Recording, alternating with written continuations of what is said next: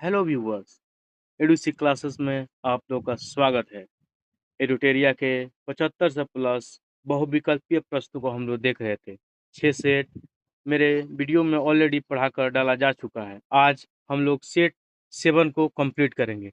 चलिए दोस्तों, बिना देरी किए हुए हम लोग आज सेट 7 को पढ़ते हैं।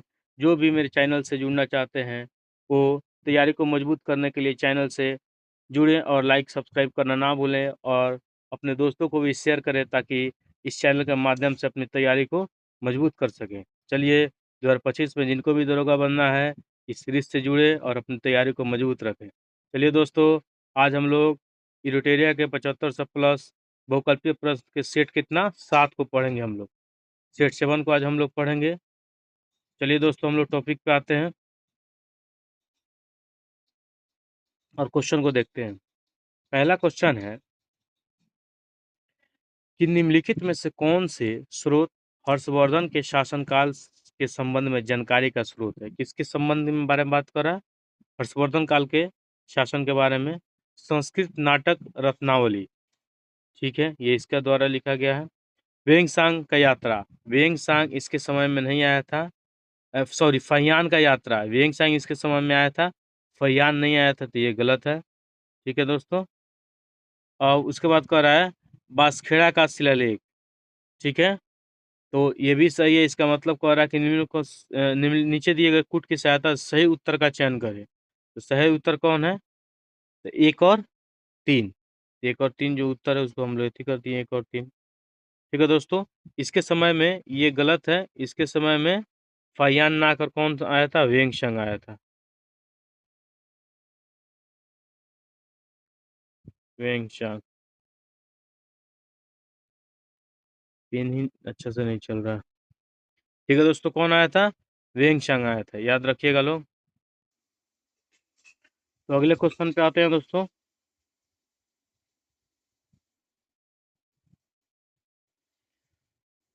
कह रहा क्या? कौटिल्य ने अपनी पुस्तक अर्थशास्त्र में कानून के कितने स्रोतों का उल्लेख किया है? तो कौटिल्य ने अपने पुस्तक में चार चार कानून के स्रोतों का उल्लेख किया है। कितना किया है? 4। ऑप्शन ए 4 में कौन कौन किया है वो भी याद रखना है हम लोग को। धर्म, व्यवहार, चरित्र और राज्य शासन।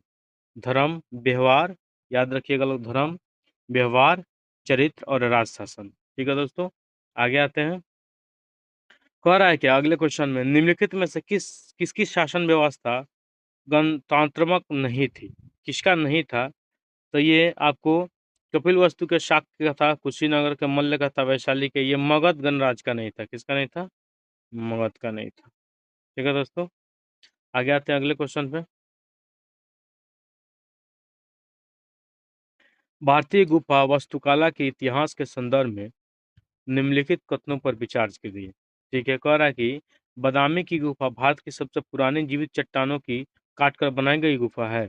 चलिए दूसरा स्टेटमेंट, बराबर चट्टानों को काटकर बनाई गई गुफाएं मूल रूप से सम्राट चंद्रगुप्त मौर्य द्वारा आजीविकों के लिए बनाई गई थी। चलिए तीसरा स्टेटमेंट, एलोरा में विभिन्न धर्मों के लिए गुफाएं बनाया गया है। ठीक है, तीनों क्वेश्चन में इसका उपयोग कथनों में से कौन सा सही है?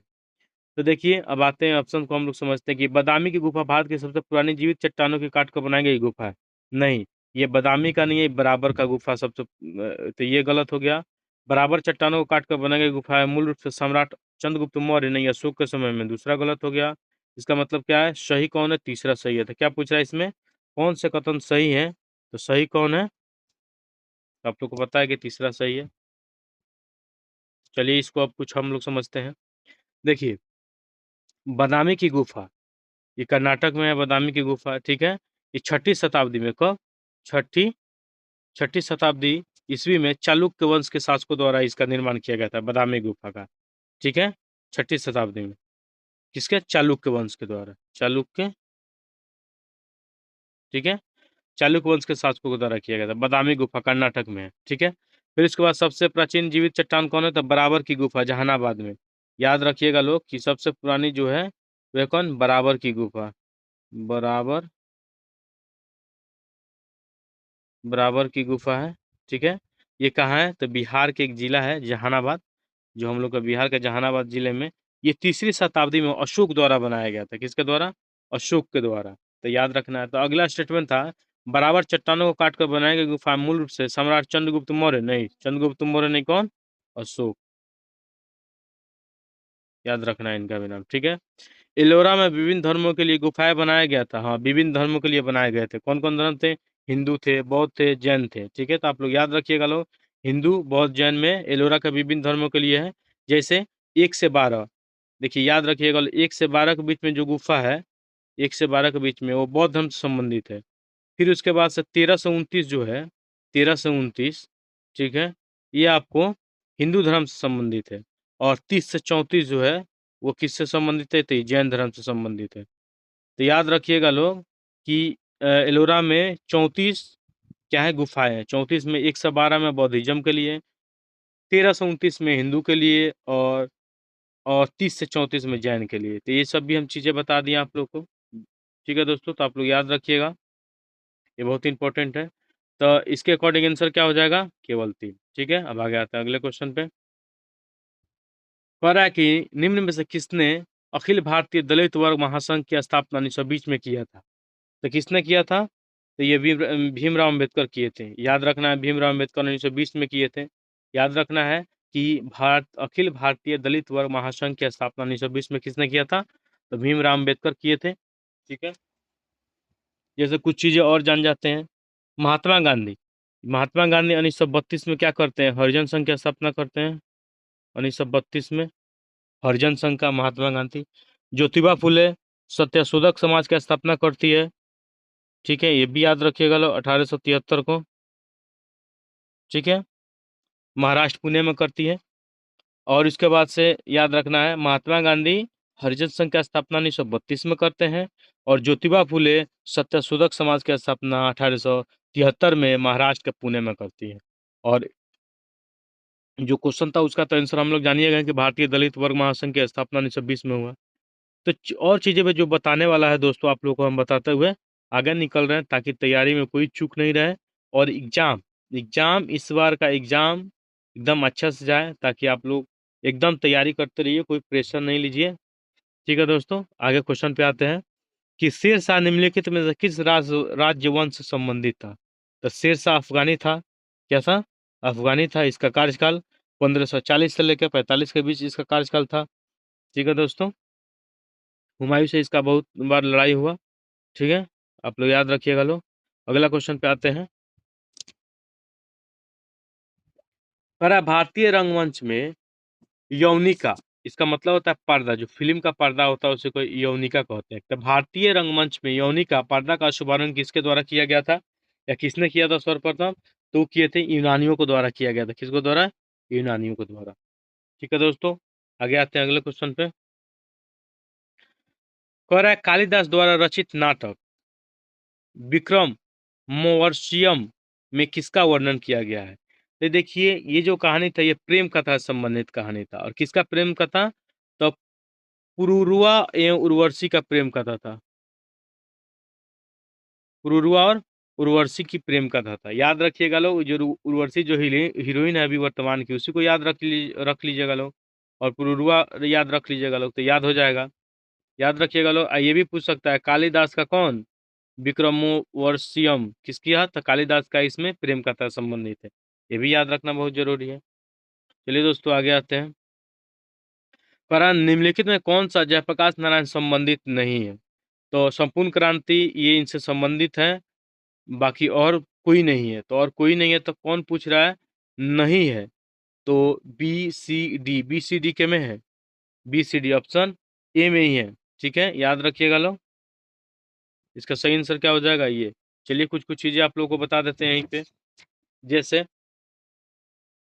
कि संपूर्ण क्रांति ये इंदिरा गांधी के सरकार के, उस समय सरकार था तब, 1974 में जयप्रकाश नारायण के द्वारा ये आंदोलन चलाया गया था, इसीलिए इसको इसको जेपी आंदोलन के नाम से भी जाना जाता है। संपूर्ण क्रांति को कौन सा आंदोलन के नाम से जाना जाता है? जेपी आंदोलन के नाम से भी जाना जाता है। और धर्म संसद का बात किया जाए तो आप लोग को मालूम होगा कि धर्म संसद में स्वामी विवेकानंद शिकागो गए थे, और 1893 में वहाँ पे ये शिकागो गए थे।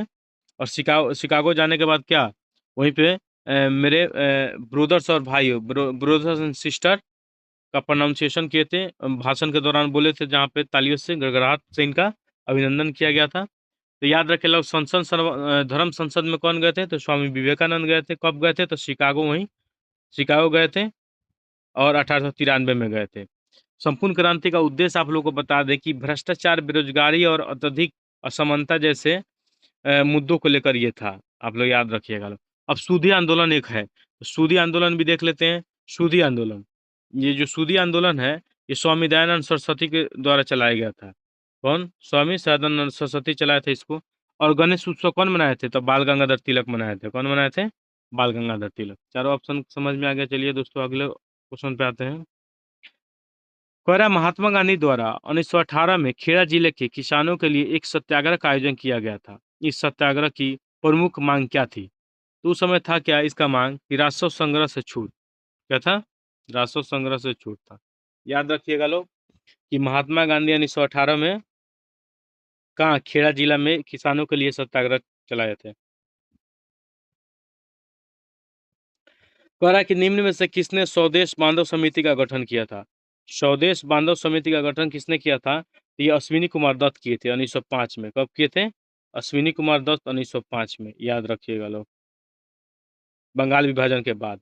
ठीक है। स्वदेश बांधव समिति का गठन अश्विनी कुमार दत्त किए थे 1905 में। सूर्यसेन आप लोग जानते हैं, चटगांव शस्त्रागार से संबंधित है। ठीक है। आगे आते हैं अगले अगले क्वेश्चन पे। कह रहा है क्या कि हम महारानी और सिर्फ महारानी की रैयत होना चाहते हैं। यह कथन किस विद्रोह से संबंधित है? यह कथन पावना विद्रोह से संबंधित है। किससे संबंधित है?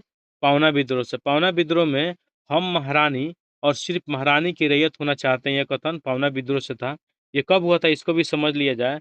1873 से लेकर 76 तक ये हुआ था विद्रोह। ठीक है। इसके अलावा और सब विद्रोह, जैसे इक्का विद्रोह, इक्का विद्रोह के बारे में जानते हैं कि 1921 में इक्का विद्रोह हुआ था। याद रखिएगा लोग। नील विद्रोह ये हुआ था 1859 में। फिर उसके बाद से दक्कन विद्रोह 1875 में। ये क्वेश्चन बार बार यहाँ से दक्कन विद्रोह, नील विद्रोह, इक्का विद्रोह पूछा जाता है दोस्तों, तो आप लोग एकदम याद रखिएगा। ठीक है दोस्तों, अगले क्वेश्चन पे आते हैं। कह रहा है कि वाकाटक वंश के किस शासक ने 4 अश्वयज्ञ एवं एक वाजपेयी यज्ञ तथा अन्य वैदिक क्रियाओं का अनुष्ठान किया था? तो कौन था वो? कौन वाकाटक वंश का कौन शासक था वो? तो ये था प्रवरसेन द्वितीय था। कौन था? प्रवरसेन द्वितीय। याद रखिएगा लोग कि 4 अश्वयज्ञ, एक वाजपेयी यज्ञ और तथा अन्य वैदिक यज्ञों का अनुष्ठान करने वाला कौन था? प्रवरसेन द्वितीय था। और कि सच्चिदानंद सल्यान द्वारा किस स्थान पर अनुशीलन समिति का गठन किया गया था 1913 में? देखिए, सचिंद्र नाथ सन्याल, इनका नाम याद रखिएगा लोग। इनके द्वारा 1913 में, ठीक है, पटना में, कहाँ पे आंसर इसका क्या होगा? पटना में अनुशीलन समिति का गठन किए थे ये बार बार क्वेश्चन पूछता है कि अनुशीलन समिति से संबंधित कौन थे? तो सचिंद्र नाथ सन्याल थे, 1913 में पटना में किए थे। ठीक है दोस्तों, आगे आते हैं लोग। कह रहा है क्या निम्नलिखित में से कौन सा कृषि मूल्य नीति संबंधित नहीं है? नहीं पूछ रहा है। कौन है निम्न में कौन सा कृषि मूल्य नीति से संबंधित नहीं है? तो आपको याद रखना है, ये लाइसेंस प्रणाली नहीं है। ठीक, कृषि मूल्य से संबंधित लाइसेंस प्रणाली की कोई जरूरत नहीं है। ठीक है। बफर स्टॉक होता है, आयात होता है, समर्थक मूल्य होता है। अगले क्वेश्चन पे आते हैं। कह रहा है कि धनंजय यशवंत चंद्र चूड़ भारत के मुख्य न्यायाधीश थे। तो जब ये उस समय के 50वें न्यायाधीश थे, मगर वर्तमान समय में अभी 52वें मुख्य न्यायाधीश कौन बन गए हैं? तो इनका नाम याद रखिएगा लोग। वर्तमान में मुख्य न्यायाधीश है भूषण भूषण रामकृष्ण गवई, इनका नाम है अभी 52वां जो मुख्य न्यायाधीश है, भूषण रामकृष्ण गवई। आप लोग याद रखिएगा लोग दोस्तों। चलिए आगे आते हैं अगले क्वेश्चन पे कि राष्ट्रीय सुरक्षा गार्ड एनएसजी किस केंद्रीय मंत्रालय के अंतर्गत एक विशेष भारतीय बल का इकाई है? ये किसके अंतर्गत है? ये गृह मंत्रालय के अंतर्गत है। एनएसजी का स्थापना 1986 में हुआ था। कब हुआ था? 1986 में हुआ था इसका स्थापना। ठीक है दोस्तों, याद रखिएगा लोग। चलिए आगे आते हैं।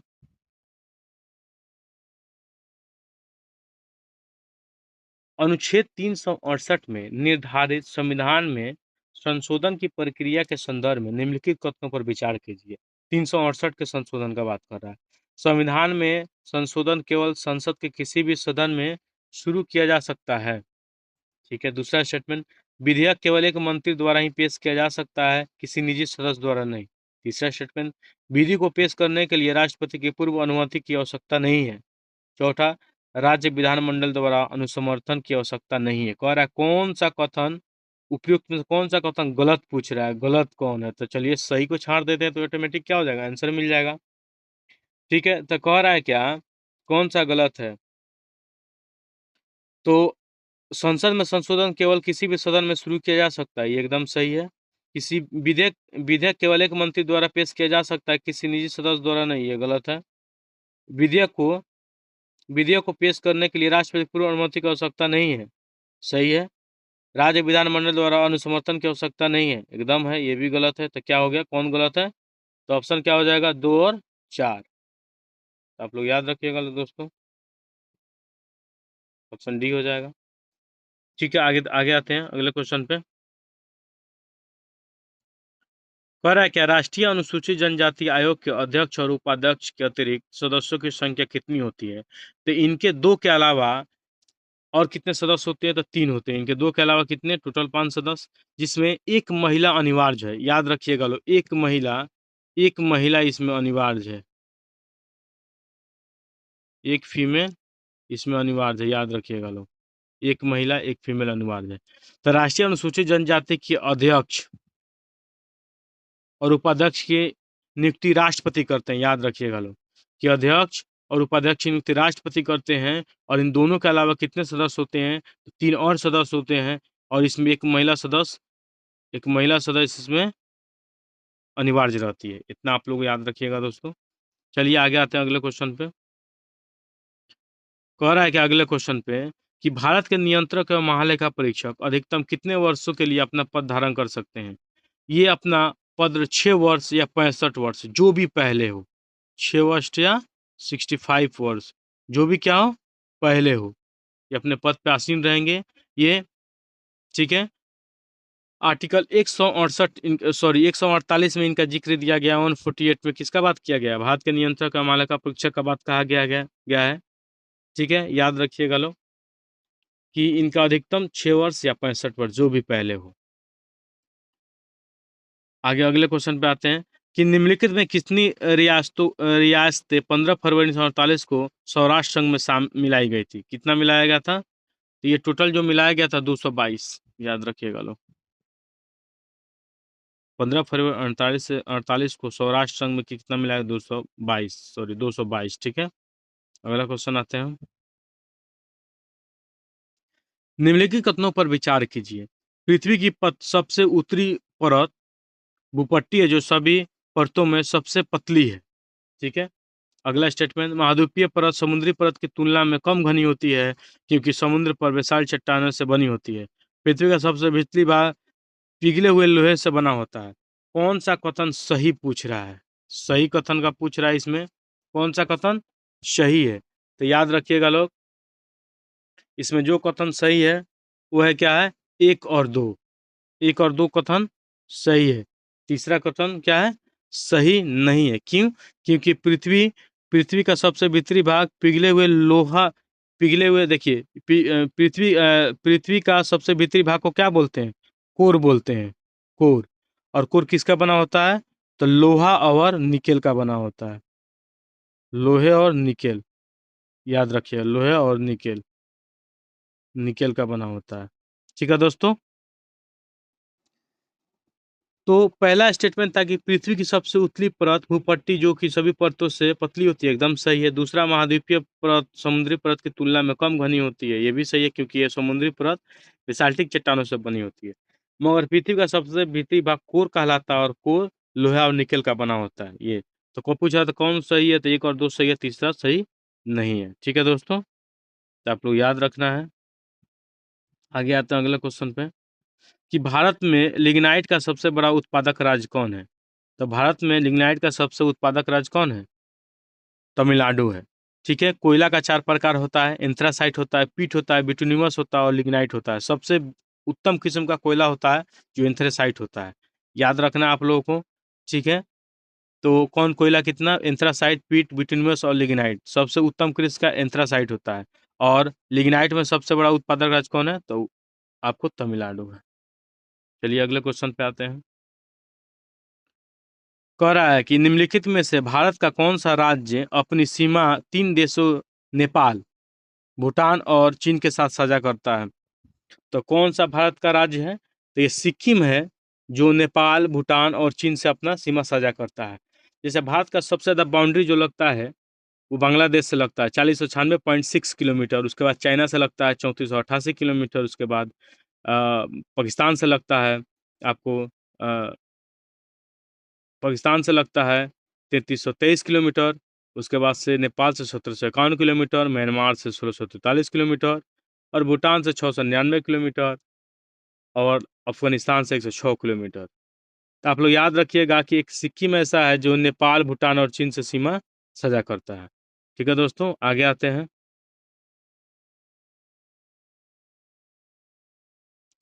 कह रहा है कि माफिक लावा के बारे में निम्नलिखित में कौन सा विकल्प सही है। तो कौन सा विकल्प सही है, तो इनमें 45% से लेकर 52% तक छिलका होता है, ये स्टेटमेंट सही है।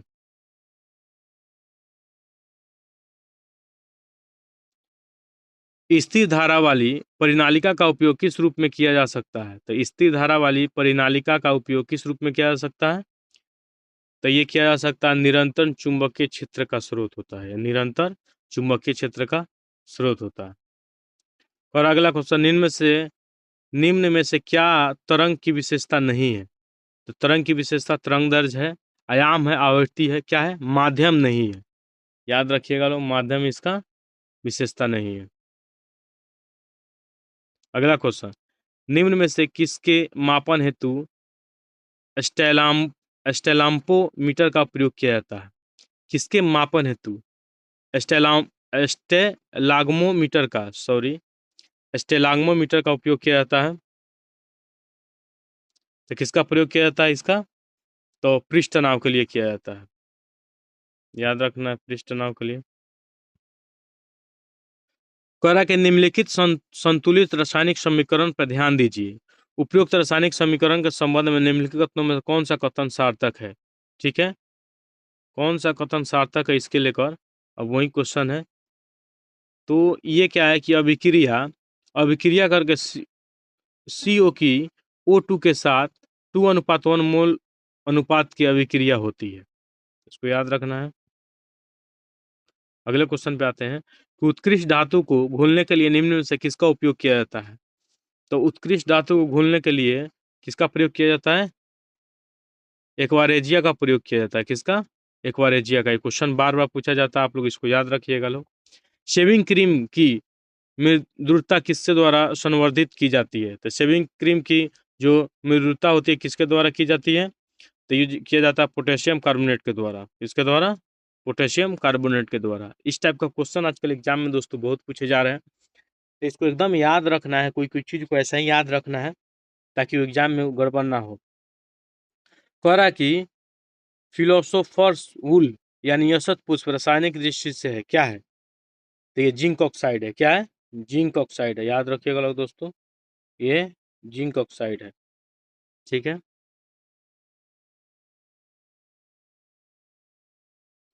एक पूर्ण कार्डियक चक्र में कितना समय लगता है। तो एक पूर्ण कार्डियक चक्र में, इसको भी रट लेना है, इसको रट लेना है, 0.8 सेकेंड लगता है। एक कार्डियन पूर्ण में कितना समय लगता है, 0.8 सेकेंड लगता है। निम्नलिखित में से कौन सा रोग एक व्यक्ति से दूसरे व्यक्ति में प्रसारित नहीं होता है। कौन सा रोग तो एड्स एक से दूसरे व्यक्ति में होता है, ये होता है। ठीक है। फिर उसके बाद से सिफिलिस भी होता है, ये यौन संबंधित रोग है, ये भी होता है। और हेपेटाइटिस भी होता है। तो कौन नहीं होता है, तो सिरोसिस, ये यकृत का बीमारी है, ये नहीं होता है। इसके अलावा एड्स होता है, सिफिलिस होता है, हेपेटाइटिस। हेपेटाइटिस 7 प्रकार का होता है। सबसे खतरनाक जो हेपेटाइटिस होता है वो हेपेटाइटिस बी और सी होता है, जो भारत में हेपेटाइटिस बी और सी ही पाया जाता है। ठीक है दोस्तों, आप लोग याद रखिएगा लोग ये सब। हेपेटाइटिस ब्लड के माध्यम से जा सकता है, यौन शोषण से हो सकता है। एड्स भी ब्लड के माध्यम से जा सकता है, यौन संबंध से हो सकता है। यौन संबंध से हेपेटाइटिस भी हो सकता है। और सिफिलिस क्या होता है, ये भी यौन शोषण करें, यौन यौन संक्रमण रोग है, ये भी फैल सकता है। ठीक है, तो दोस्तों आते हैं अगले क्वेश्चन पे। कह रहा है कि किस विटामिन को फोलिक एसिड के रूप में जाना जाता है। तो किस विटामिन को फोलिक एसिड के रूप में जाना जाता है, तो ये जाना जाता है विटामिन B9 को। देखिए विटामिन B9 को बोला जाता है किस नाम से, फोलिक एसिड के नाम से। विटामिन B5 को किस नाम से जाना जाता है, तब विटामिन B5 को पैंटोथेनिक एसिड के नाम से जाना जाता है। क्या, पैंटोथेनिक एसिड के नाम से जाना जाता है। आप लोग याद रखिएगा। विटामिन B2 को किस नाम से जाना जाता है, तो इसको राइबोफ्लेविन राइबोफ्लेविन के नाम से जाना जाता है। ठीक है दोस्तों। और इसके अलावा विटामिन B7 को किस नाम से जाना जाता है, तो विटामिन B7 को विटामिन H या बायोटीन के नाम से जाना जाता है। इसको विटामिन H या, याद रखिएगा लोग, बायोटीन के नाम से जाना जाता है। बायोटीन किसको, विटामिन। और एक और आ गया विटामिन B12, ये भी बहुत बार पूछता है। तो विटामिन B12 को कोबालामी कोबालामीन के नाम से जाना जाता है। किसका, कोबालामीन के नाम से B12 को जाना जाता है, कोबालालीन। ठीक है, कोबालामीन के नाम से जाना जाता है। ठीक है दोस्तों, आते हैं अगले क्वेश्चन पे। कह रहा है निम्नलिखित में से किस प्रक्रिया में बिना निषेचन के एक फल का विकास होता है। तो कौन सा प्रक्रिया है, तो उसको बोला जाता है पार्थेनोकार्पी अभिक्रिया। कौन सा अभिक्रिया है, तो ये प्रक्रिया जो है पार्थेनोकार्पी प्रक्रिया है। ठीक है, अगले क्वेश्चन पे आते हैं। आंखों में प्रवेश करने वाले प्रकाश की मात्रा को नियंत्रित कौन करता है, तो ये जो पुतली है इसी को नियंत्रित करती है, पुतली। ठीक है, कह रहा है निम्नलिखित में से किस शैवाल को ग्रीन मोल्ड के नाम से जाना जाता है। तो किस शैवाल को ग्रीन मोल्ड के नाम से जाना जाता है, तो आप लोग को याद रखना है। ठीक है, कि पेनिसिलियम पेनिसिलियम को ग्रीन मोल्ड के नाम से जाना जाता है। ये एक ऐसा सवाल है जिसको ग्रीन मोल्ड के नाम से जाना जाता है। कौन, पेनिसिलियम को। ठीक है दोस्तों, अगले क्वेश्चन पे आते हैं। कह रहा है कि MTD का उपयोग किस रोग के उपचार में किया जाता है। तो किस में किया जाता है, ये कुष्ठ रोग में इसका उपयोग किया जाता है। एम MDT, याद रखिएगा लोग, किसका, कुष्ठ रोग में किया जाता है। कह रहा है प्रकाश संश्लेषण की उच्च दर के लिए प्रकाश का निम्नलिखित में से कौन सा रंग अत्यधिक क्रियाशील है। तो कौन सा रंग अत्यधिक क्रियाशील होता है, ये लाल होता है अत्यधिक क्रियाशील। ठीक है, प्रकाश संश्लेषण की उच्च दर के लिए। केंद्रीय नियोजित अर्थव्यवस्था में साधनों का विनिधान निम्नलिखित में से किसके द्वारा किया जाता है। तो ये किसके द्वारा किया जाता है, तो ये किया जाता है आपको सरकार एवं कीमत तंत्र दोनों के द्वारा। सरकार एवं कीमत तंत्र दोनों के द्वारा।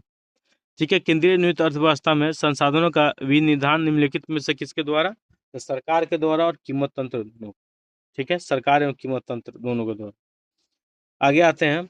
हालांकि भारत में छिपी हुई बेरोजगारी मुख्य रूप से लक्षण है किसमें, तो प्राथमिक क्षेत्र में छिपी हुई बेरोजगारी का रूप देखा जाता है। क्यों, छिपी हुई बेरोजगारी क्या होती है कि एक काम करने के लिए 4 आदमी उसमें लगे हुए हैं, उसी को छिपी हुई बेरोजगारी कहते हैं। जैसे कृषि में, कोई भी कृषि में, जैसे एक प्लॉट का कृषि करने के लिए 2 आदमी काफी है, उसमें 4 आदमी लगे रहते हैं, उसी को क्या होता है, छिपी हुई बेरोजगारी का नाम दिया जाता है।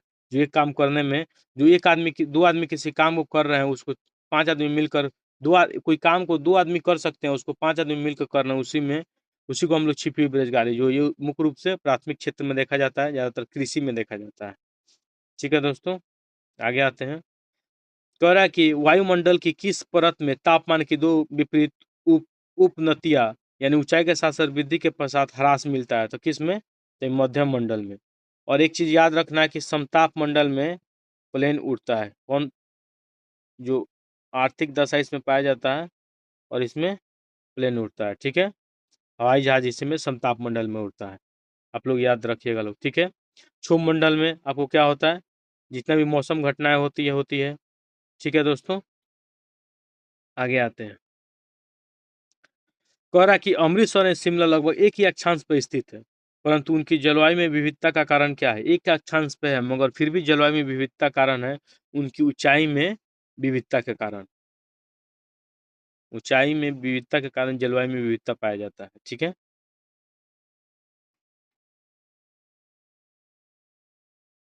कह रहा कि संवादिनी का संबंध निम्नलिखित में किस आंदोलन से है? तो किससे संबंधित है? तो दलित नारीवादी साहित्य आंदोलन से है। कह रहा है कि संवादिनी का संबंध निम्नलिखित में किस आंदोलन से है? तो दलित नारीवादी साहित्य आंदोलन से है।